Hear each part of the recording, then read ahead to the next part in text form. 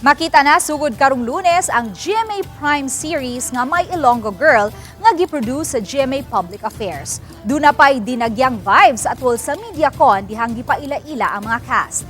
Present sila si Richard Juan, Andrea Del Rosario, Empoy, Arasan Agustin ug Lian Valentin.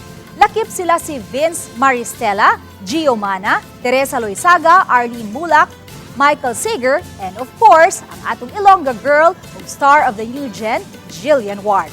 Full support usab sila si GMA Public Affairs First Vice President Nessa Valdilion, Vice President Arlene Carnay, Vice President for Corporate Affairs and Communications Angel Javier Cruz ug uban pa mga opisyal sa GMA Network. Mato ni Jillian, ipakita dinhi ang iyang katakos isip aktres pinaagi sa iyang dual role sa My Ilonggo Girl isip si Tata o si Venice. Sobrang bago po ang lahat. Firstly, meron po akong character dito na suplada. Yung isa ko namang character, Ilonggang-Ilongga po siya. So, nagsasalita siya ng hiligay nun. Nagluluto siya. Hindi po ako magaling magluto so far.